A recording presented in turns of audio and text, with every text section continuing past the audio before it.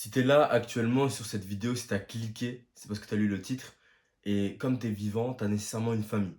Peut-être que actuellement tu es enfant unique, peut-être que tu as des frères et sœurs, des oncles, des tantes, ou peut-être que tes parents sont morts, je ne sais pas, j'en sais rien.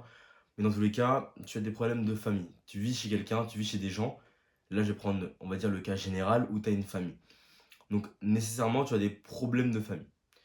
Alors, grosso modo, c'est quoi un problème de famille? Ça peut être quelque chose qui se traîne depuis des années, depuis des générations.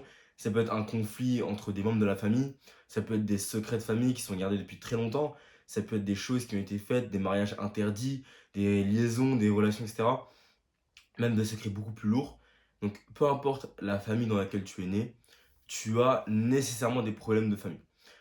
Peut-être que ça peut être beaucoup plus simple que ça. Peut-être que juste tu t'entends mal avec tes parents, tu t'entends mal avec tes frères et sœurs, avec tes oncles, avec tes tantes. Peut-être que tes parents s'entendent mal entre eux, peut-être que tes tantes et tes oncles ne peuvent pas se saquer. Mais quoi qu'il arrive, quoi qu'il en soit, tu as nécessairement des problèmes de famille. Et dans cette vidéo, je vais en fait, te donner un peu une marche à suivre pour comment faire déjà face à ces problèmes-là. Parce que toi, tu es le plus jeune, peut-être que tu es jeune, t'as pas encore le pouvoir de changer tout ça. Comment y faire face et comment moi-même de mon côté j'ai fait face et surtout comment je vais réussir à régler tout ça. Cette vidéo elle va être extrêmement deep, mais je sais qu'elle va te parler parce que dans tous les cas, tu as forcément une famille. Donc ça va te parler, reste bien jusqu'au bout parce que la démarche elle est incroyable. Elle est incroyable. Alors moi de mon côté, je vais pas te parler de ma famille, on va dire dans les détails parce que c'est ma vie privée. Ça me concerne même pas moi, mais toute ma famille en général. Donc c'est pas bien d'en parler forcément à ce point-là en vidéo. Mais grosso modo, il y a eu des problèmes entre les relations déjà entre les gens. C'est-à-dire que certaines personnes de ma famille ne peuvent pas se voir. Il y a des énormes problèmes, vraiment des big problèmes qui ont causé, on va dire, des départs, des gens qui se sont exilés, on en a eu pendant plus de 10 ans, etc. Parce que entre eux, ça ne pouvait pas se voir. Donc ça veut dire que ça a créé des gros problèmes qui ont répercuté sur l'éducation de mes parents, de mes oncles, de mes tantes, et donc sur l'éducation de mes cousins, de moi-même, de mes frères et sœurs. Parce qu'en fait, les problèmes de famille, ça ne s'arrête pas entre la famille. C'est-à-dire que quand ton arrière-grand-père ou ton arrière-grand-mère, ils ont eu un conflit familial, ça va redescendre jusqu'à toi. Genre, il y aura une conséquence sur toi. C'est pour ça que nous, aujourd'hui, c'est notre devoir parce que nous, si actuellement tu regardes ma vidéo, je considère que tu es un mec qui veut une famille plus tard, tu veux des enfants, tu veux une petite fille, un petit garçon, peu importe. Donc, je considère que tu veux une famille. Et sache-le, si tu veux une famille stable, une famille en paix, une famille qui avance, une famille propre, une famille sur laquelle tu peux compter, tous les problèmes que tes grands-parents, tes oncles, tes tantes et tes parents, ils ont emmenés sur toi, tu es dans l'obligation, toi-même, aujourd'hui, de les stopper. C'est-à-dire que toi, aujourd'hui, tu es dans l'obligation de mettre fin à toutes ces conneries.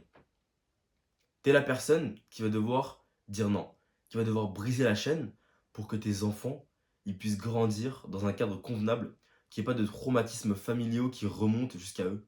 Et que, en fait, bah, ils créent une histoire, ils avancent et que juste les problèmes du passé, d'il y a deux, trois générations, ou même de juste la tienne, ne viennent pas empiéter sur leur propre développement. Donc c'est à toi de les régler. Là, tes parents ils vont te dire, c'est pas à toi de le faire, t'es jeune, etc. Construis-toi un avenir, etc. Sauf que les problèmes de famille, tu ne peux pas les ignorer. Tu ne peux pas les ignorer parce que il y a des gens, par exemple, il y a des gens, actuellement, ils ont peut-être peur de l'eau, ils ont peur de quelque chose et ils savent pas pourquoi. Souvent, c'est peut-être relié à l'enfance, mais très souvent, c'est aussi relié parce que, par exemple, un mec qui a peur de l'eau, c'est peut-être parce qu'il y a une personne de sa famille qui est morte dans l'eau, tu vois. Et donc, il ne sait pas, mais il y a une énergie qui se dégage de lui. Enfin, on va dire que ce traumatisme est transmis de sa grand-mère jusqu'à sa mère, jusqu'à lui-même. Et parce qu'en fait, il y a les énergies. Par exemple, si il y a une grand-mère qui est morte dans l'eau, bah, la petite fille, enfin la fille de la grand-mère du coup, elle va avoir peur de l'eau, donc elle va pas enseigner à ses enfants l'eau, etc. Et donc en fait, ça va se répercuter. Donc si toi aujourd'hui tu as des traumatismes encore, ou alors que tu as des conflits avec des membres de ta famille, sache-le, ça va se répercuter sur tes enfants ou tes futurs petits-enfants, voire même des générations après. Là, ce que je te dis, c'est une réflexion qui est extrêmement mature. Sache-le. Vraiment, le fait que tu entendes ça, considère-le. Parce que c'est quelque chose qui va énormément impacter ta vie future.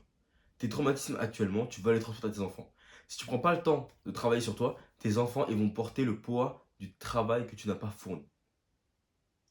Je répète, si tu n'as pas pris le temps de bosser sur toi en amont tous tes traumatismes, tes enfants, ils vont porter le poids de ces traumatismes. Et je pense que tu n'as pas envie que tes enfants, ils sont dans la merde. Tu n'as pas envie de ça. Donc moi, ma démarche, elle est très simple. Pour contrôler les choses, il faut du pouvoir. Donc le contrôle, ça implique du pouvoir. Il faut, pour moi, dans une famille, il faut deux types de pouvoir. Le premier, c'est le pouvoir financier, pour pouvoir déjà sortir les gens de la galère, voyager, te déplacer, faire les funérailles, faire les obsèques, enfin tout ce qu'il y a à faire en fait. Il faut pouvoir avoir le pouvoir financier de tout financer. Et ensuite, il faut le pouvoir relationnel. Donc, c'est-à-dire qu'au-delà de l'argent, il faut être en mesure de pouvoir s'adresser à toute sa famille, de pouvoir parler avec tout le monde, de connaître un peu les histoires, d'avoir des affinités. Parce que si tu te ramènes juste avec de la monnaie pour régler les problèmes, ça ne changera rien. Mais par contre, si tu ajoutes le relationnel, tu n'auras pas le pouvoir de tout changer. Donc aujourd'hui, moi, mon plan, il est simple. En gros, je vais créer une sorte de dépendance de ma famille à moi-même. Ça paraît peut-être égoïste, un peu dictateur, etc. Pas du tout. Pas du tout. En gros, quand je dis créer une dépendance, c'est pas comme tu le penses, pas de manière négative. C'est juste qu'en gros, en bossant sur mon business, en devenant entrepreneur, en faisant beaucoup d'argent, je vais les sortir de la galère, on va dire, entre guillemets. Donc, je vais leur apporter des ressources financières.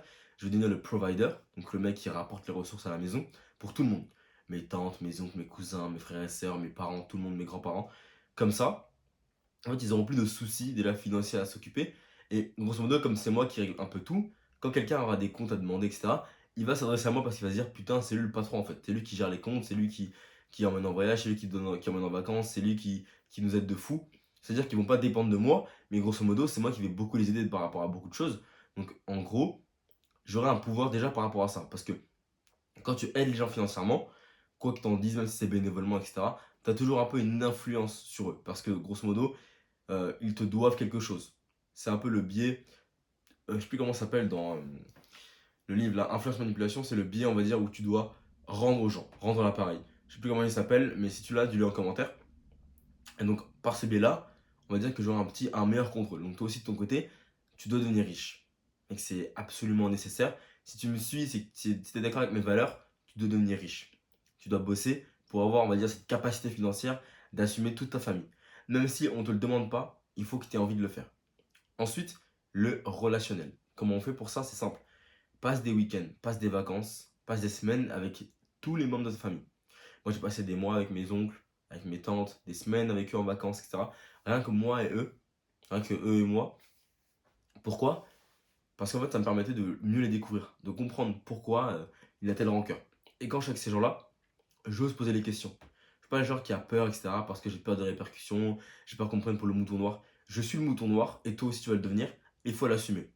Mais par contre, je pose les questions qui dérangent, je casse les couilles aux gens, et derrière, bah, j'apporte une certaine stabilité aux gens.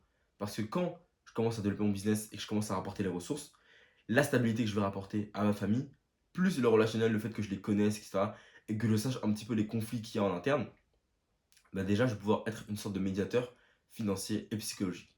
Et ça, mec, c'est puissant. Ça, c'est puissant. Là, je parle dans le cas où tu as envie de devenir le chef de famille. Vraiment dans le cas où tu veux prendre cette responsabilité pour toi parce que personne ne va la prendre. Moi, dans mon cas, je suis l'aîné de ma famille. C'est-à-dire que mes oncles. Enfin, en fait, dans ma famille encore, il y a actuellement trois générations. Tout ce qui est les grands-parents, mes parents, mes oncles, mes tantes, moi et mes cousins, cousines. Donc, moi, je suis dans la troisième génération. Et dans la troisième génération, je suis l'aîné de tous. Vraiment, je sais pas comment c'est possible, mais je suis l'aîné de toute la génération. Cousins, cousines, tout le monde. Je suis l'aîné. L'aîné total. Et le garçon. L'homme. Moi, dans ma conception des choses, dans ma conception un peu plus traditionnelle, pour moi, si j'ai cette place-là, c'est à moi de reprendre les rênes de ma famille. Sans prétention, quoi que ce soit, mais c'est juste, je me dis, c'est mon putain de devoir de le faire. Donc, actuellement, je bosse dessus. Certes, je fais des erreurs, je suis encore jeune, mec, j'ai que 19 ans, donc j'ai pas actuellement la prétention d'avoir ma famille sous la main, pas du tout. Mais je veux arriver, on va dire, à 40 ans et mettre cette famille dans une stabilité émotionnelle, financière, vraiment sociale, relationnelle, qui est incroyable. Et c'est ma mission. C'est ma mission de vie, moi, actuellement. Je pense que je suis né pour ça. Honnêtement, je pense que quand je suis né, mais j'ai été aligné par rapport à ça. À mettre toute une famille bien. Ma famille, elle est conséquente en termes de nombre de personnes dedans. Donc moi, ça me ferait très plaisir. Donc là, c'est vraiment la démarche que je vais suivre. Toi, de ton côté, tu peux faire la même chose. Si aujourd'hui, dans ta famille, tu as des problèmes qui sont beaucoup plus deep, moi, écoute, j'en ai aussi. J'en ai eu aussi. J'en ai réglé pas mal. Prends un appel de 1 heure avec moi, on en parlera. Alors, je suis pas psychologue, je suis pas psychiatre, quoi que ce soit. J'aide pas les familles, hein, non, pas du tout. Mais j'en ai eu. Et si t'as vibé avec mon énergie, si t'as accroché avec mon personnage, c'est simple, mec. Envoie-moi un message sur Instagram et surtout, et réserve un appel de 1 heure sur le lien Calendly dans la description. On pourra parler de tous tes problèmes de famille, même si tu as d'autres problèmes par rapport au sport, aux relations, que ce soit à la discipline, peu importe. Tu réserves un appel de 1 heure et toi et moi, on va briefer ça ensemble. Chef, je te laisse sur ça. Gros bisous. Prends soin de ta famille surtout. Va bosser. Fonce. C'était Yakin. Mouah.